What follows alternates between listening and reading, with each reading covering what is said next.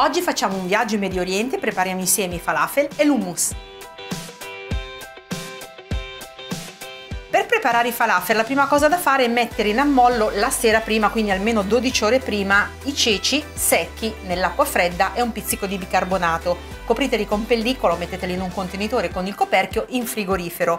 Dopodiché andranno lavati e sciacquati molte volte, fino a che non saranno scolati, quasi asciutti.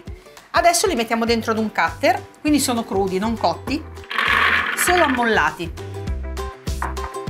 Aggiungiamo anche le foglioline di prezzemolo, come vedete sono parecchie, della cipolla, la tagliamo a pezzettoni, l'aglio tritato, il cumino in polvere, il brodo, sale e pepe.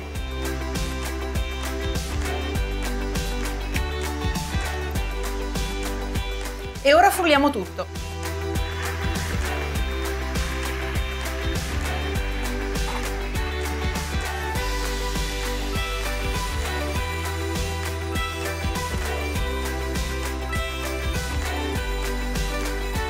Vedete che il composto è piuttosto umido, è giusto che sia così, perché se fosse troppo asciutto non si terrebbe insieme quando lo andrete a friggere.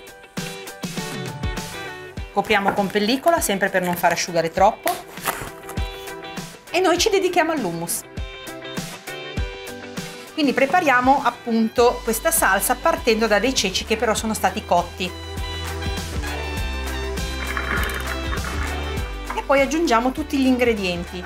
La tahina, che non è altro che una crema di semi di sesamo,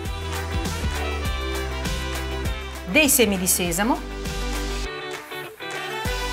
delle foglie di menta, molto importanti perché profumatissime, della paprika,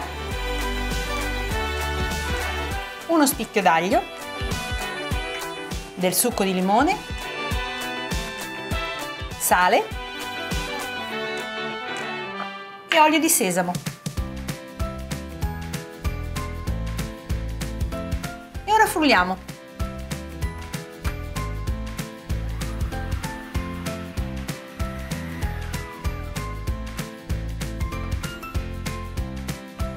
Se l'hummus dovesse risultare un po' troppo asciutto, potete aggiungere un goccino di olio extravergine di oliva.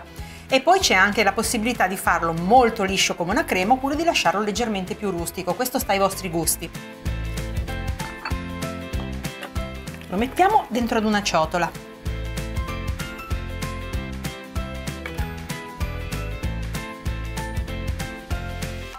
E ora noi possiamo andare a friggere i nostri falafel.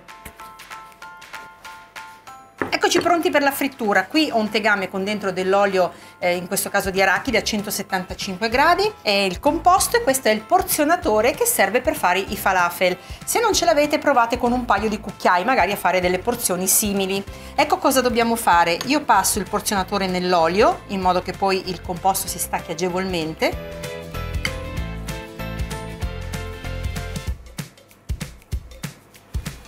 E lo spingo dentro l'olio.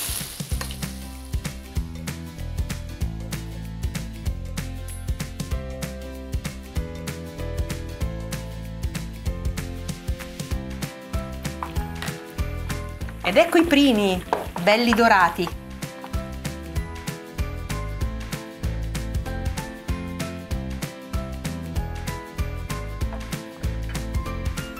Ecco qua i nostri falafel e adesso completiamo l'hummus. Ci mettiamo un giro di olio extravergine di oliva e delle foglioline di menta. Volendo possiamo mettere anche un po' di paprika.